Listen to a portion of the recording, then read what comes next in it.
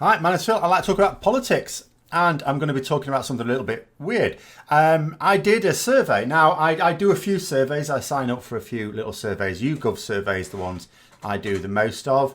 And today's, the one I got today, was very, very political. You usually get asked a few little questions about Brexit, or every now and then you do.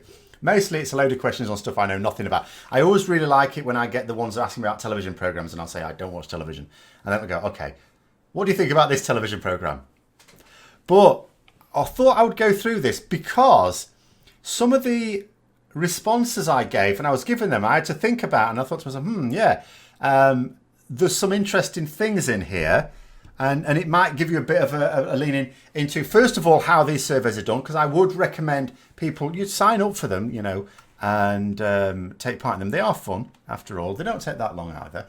But also, because it might explain sort of my thinking about the whole Brexit thing, because it is hugely confused. And I keep using the phrase, no good outcome, and I've been using it for some time. And I think some of the questions sort of give you a bit of an idea for that. So the first one that came up, first of all, it was saying, if there were a general election held tomorrow, which party would you vote for? So no surprise here. Although I did have to pick out, at the end of it, it does ask you, do you think the questions are biased or so on? It gives you a comment box. I did have to put something in here because what you'll notice is, so you've got Conservative, Labour, Liberal, Democrat, Scottish National Party and Plaid Cymru. Now, I'm sort of okay with those being on the same choice. You might think, oh, is it because they're on the same choice? Because you can't vote for both anyway. That's where you are. In some places, you can't vote for either. In fact, most places you can't vote for either. And you basically, you're voting for, a nationalist party. I'm okay with that. But then it goes straight onto some other party and then would not vote. And I'm thinking to myself, right, hang on a minute. And I understand that this is targeted at me coming from England. So they're not going to ask me about, or maybe Great Britain, because it doesn't have any Northern Ireland parties on there. But the Northern Ireland doesn't have any of the Great Britain parties. It's all very separate. And so presumably if you're in Northern Ireland, you'd get a different version of that. I get that. But the Green Party actually have a seat in Westminster. So surely they're credible enough to get on there. And even though, I have to also say there will be some people answering this poll that would say, well, I'd vote for the Brexit Party or I'd vote for UKIP. And I don't know what they're intending to do with these data, but actually what you're effectively doing is lumping together people who would vote for nationally recognisable political parties. There are at least 3 other, and you could argue 4 other political parties that will take part in the next general election that are nationally recognised. Whether, to what extent they're supported is another matter. The general election will be the test of that. To not give, you're missing out on potential information there. So that was poor, I thought. But anyway, that was just an example of how polls can sometimes, and you have to be careful of that. When you look at results, sometimes you have to think to yourself, well, what was the exact question asked? What were the options? And all the rest of it. Then it was just a straightforward, on a scale of 0 to 10, how likely you're to vote. I'm certain to vote every single time, so that was fine. Then it said if there were elections to the European Parliament in May, who would you vote for? Now, you notice here they give a much broader range. So we've got Conservatives, Labour, Liberal, Democrat, SNP, Plaid Cymru. Green Party's in here, UKIP's in there, Brexit Party, Change UK. So why were those not? Of course, they will all contest the general election. So, that was a bit annoying there. That was a bit annoying. But anyway, on a scale of how likely you to vote in that, I would just vote in all elections. So here we go. Here was an interesting one, the real interesting one. And here, what would you think about this? Let me know what you would think as well. So it asked for each of these parties, what do you consider to be the future of them? So your options were that they will eventually fade from politics and probably won't be a force in British politics in 10 years. That's not to say won't exist, just won't be the force that they are, not influential. That they're here to stay and will likely remain an important part of British politics for at least the next 10 years. And then no opinion. So what I did, the Conservatives, even though, yes, we all know they're going to split, I cannot believe that even if they self-destructed and lost the next general election, I cannot believe that they wouldn't get themselves together.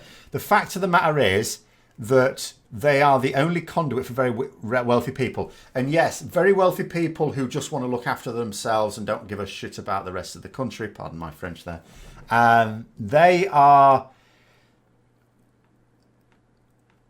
they are trying to move the Conservative Party more towards their extreme way of thinking. And to a certain extent, it's working. But if it failed, they will accept a moderate Conservative Party over any other party that could become a government or a coalition in government. So they will not allow it. At the moment, they're strangling themselves. They're not donating to the Conservative Party. Thanks for that. But what it means is you're basically helping Labour. Brilliant. They're also basically creating a situation where they're causing the Conservative Party to split. But I cannot believe that it wouldn't get itself back on its feet. So I don't see the Conservative Party disappearing up its own arse. It is the only credible right-wing party. And although I believe that the only reason that they keep getting into power so often, I don't believe it's because there's that many right-wing people in this country. I think there's a significant number. I'm not going to suggest that we're as socialist as I would prefer. But it's not enough under normal circumstances. The reason is purely the first past the post system that means that the vote, the more sort of left-leaning vote is split too many ways, and the right-wing one is not really. I mean, of course, it was being a little bit. That's why the Brexit referendum happened in the first place, because they were worried about UKIP.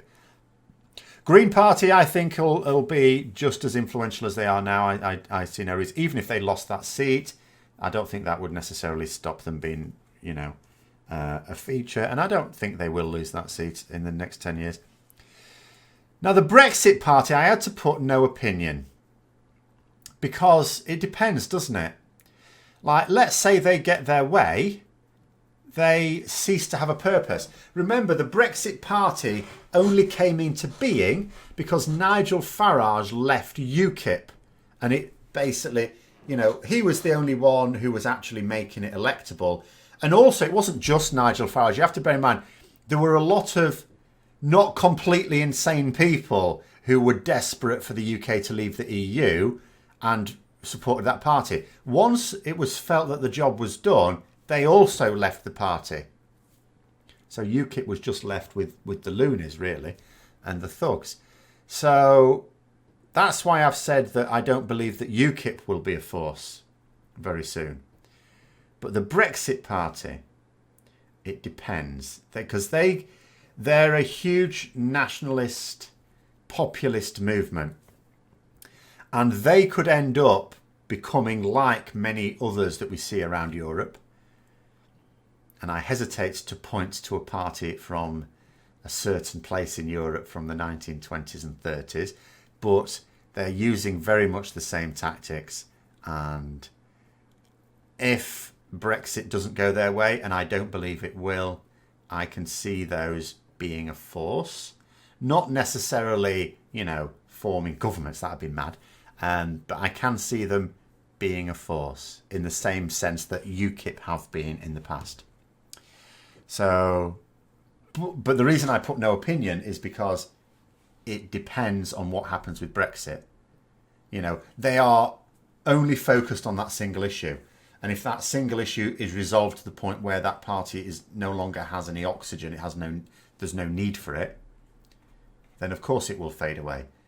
But if it is provided with the oxygen that it uses, then it will stay and potentially grow even more dangerous. So I've already talked about what I put for UKIP as well. Liberal Democrats, I think they'll still be there. The Labour Party, of course, still be there. I say, of course, they are facing a threat themselves. But again, there isn't.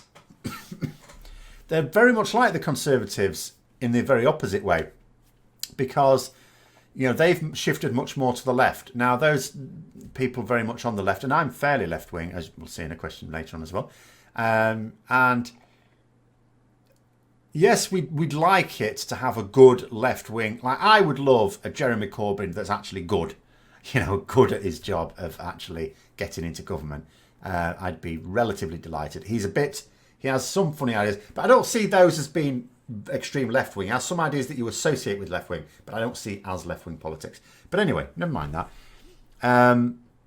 It is but it's the same sort of thing. If it did split, and there is that possibility, I'm sure it would get itself back together, because there isn't a credible alternative on the left, is the situation there. And apart from, as Change UK, again, I can have no opinion. They haven't been tested out in an election. Until they are tested, we can't say. My inclination is that they won't succeed. Because I don't believe they've made any headway since they first formed. And I don't, and they also seem to be they're not very cooperative with other parties. So I don't see it, but at the same time, until they're tested in elections, I can't say what the public really think of them, because that's what matters. What is the public's perception of them? So that was a really interesting question that had me thinking about a few things. Then, of course, it says, do you approve or disapprove of the British government's record to date? I don't even need to explain that one. It says, if there was a referendum on Britain's membership of the EU, how would you vote? I would vote to remain a member. Again, surprise to no one there. Next one, it says, would you say that I am very optimistic, fairly optimistic, fairly pessimistic, or very pessimistic about the future of the European Union? Now, I put fairly optimistic. I think the European Union, I'm fairly optimistic about the European Union. But I only put fairly optimistic because, again, we're causing an awful lot of damage, not just economically, but politically. Because, again, people in this country focus entirely on the economics and not at all on the politics. Politically, we need to see what happens with these European elections, because if you've got populists in other countries, if you think about the sort of populist parties, very nationalist parties in various different countries that will be standing up there and be hoping to get those protest votes. It's all right looking at the British contingent and saying there's so many British MEPs that are basically anti-EU MEPs, which is a waste of an MEP. But if other countries, they've already got some. It's not like we're the only ones that returns those sort of MEPs. You could end up with a situation where you've got a major block of anti-EU MEPs, and they would probably work together as well. That is a serious issue for the EU. So that's a little worry of mine. So I remain fairly optimistic because I'm not going to worry about something until it's happened. But if it does happen, yeah, so that got me thinking about that, something I don't like to think about. Next one, it says, please tell me how far you agree or disagree with the following statement. Britain is influential in European affairs. Now, I had to put agree. I would have put strongly agree. I know we're very standoffish, but at the same time, we do get involved. It's really weird. It's like we get very much involved from a distance. We're not really pulling in the same direction, but we are very much there, and we have been very much there. Obviously, in recent times, our influence has plummeted to virtually zero. So I had to shift it from strongly agree to simply agree. But we have to bear in mind an awful lot of the reforms that have taken place in the EC in terms of forming the EU and since the formation of the EU, as it was called the EU, has been driven and or supported very strongly by the UK. I know a lot of people can get this view in people in the country itself that Britain is very anti-EU. It's really not. It's just not fully on the same page when it comes to the political aims. But it is. But it has seen at various times how shifting, moving the political system on can also help us get. We're only caring about, I say we as a country, only really care about making more money.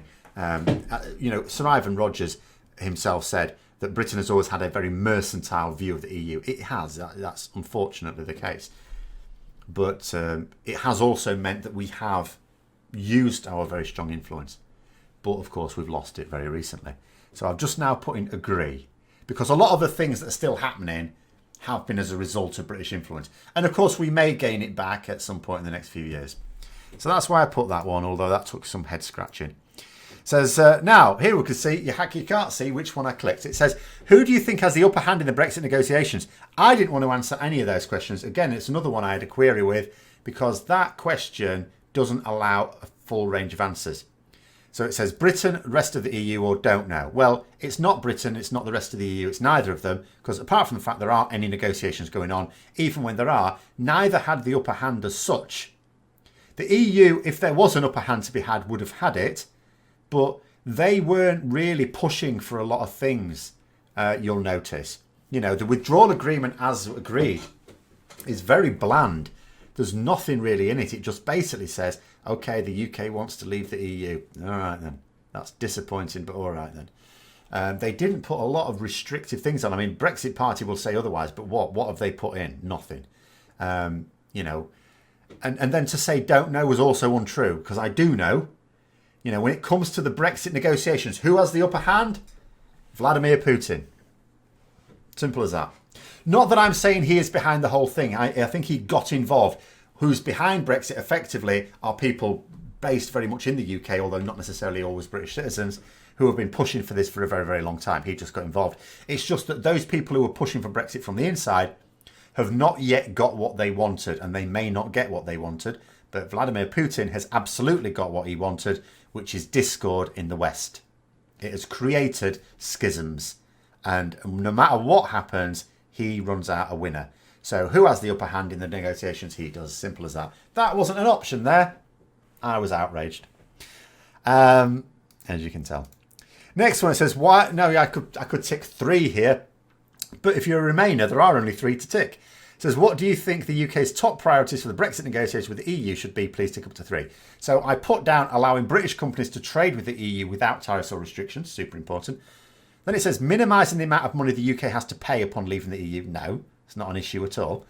We get plenty of money value for that. Allowing Britain to make its own trade deals. Yeah, because we've shown ourselves to be blinding at that, haven't we? Protecting rights of UK citizens already living in the EU. I would, if I was allowed to tick 4, of course, have put that one down. But at the same time, the other ones affect far more people. So I didn't in the end. Not that I'm opposed to that. Making sure Britain does not have to obey the rulings of the European Court. I wish it did. I mean, we come up with the rulings, for goodness sake. Britain has supported almost every law, and quite frankly, the laws it didn't support, it basically ignores anyway. It basically ignores the European Court all the time. But anyway, so the next 2 I ticked were maintaining cooperation between Britain and the EU on security and anti-terrorism. So important. It's absolutely maddening that people do not appreciate the importance of this. To the point where Nigel Farage can actively say it's a bad thing. And then the third one, preventing a hard border between Ireland and Northern Ireland. Obviously, of course, that is high priority. Well, I say high priority. You can't really separate these 3, really, because they're all vital. There should not be any choosing between them. And then, of course, the one down below, allowing Britain to control immigration from the EU. It already can. It can do that as part of the EU. We've already discussed this before. Other countries in the EU do it. We can do it. We choose not to. Simple as that. But our governments have chosen not to and blame the EU because they haven't got the balls to stand up for their own policies. But anyway, next one, it says, if you had to choose one outcome of Brexit, what would you prefer to see? So this, again, was no brainer here. And it did give the responses I think people would need as well. So I was okay with this question. There was a similar question that was asked in a survey a week or 2 ago that I didn't think had all the options. So this one, for me, of course, Britain remain in the EU. Simple as that. And then the same sort of thing for me. At this point, would you prefer that Britain stays in the EU or leaves it? Stays in, I've just said so, haven't I? Then this one. Now, this was another one that got me, scratching the old noggin there. So it says, which of the following, if any, do you think the EU should allow the UK on Brexit? A short deadline extension of a few weeks or months, or a significantly longer day of many months or a year? I put for both of those should not allow. Now, a Brexiteer would put the same thing, wouldn't they? Why in my case would I put that? I would put it that way, simply this. If we get to October 31st, or even close to it, and we still not only haven't decided what we're doing, but haven't even put in a plan that will determine it, in other words, a public vote, if we haven't even started the ball rolling and committed to it, what is the point? If you get to that point, I'm going to say, quite frankly, we are never going to make our mind up until someone makes it up for us. So that's why I would say should not allow. To force us into it. To revoke and then do the public vote. Now, I would prefer the public vote first and then revoke.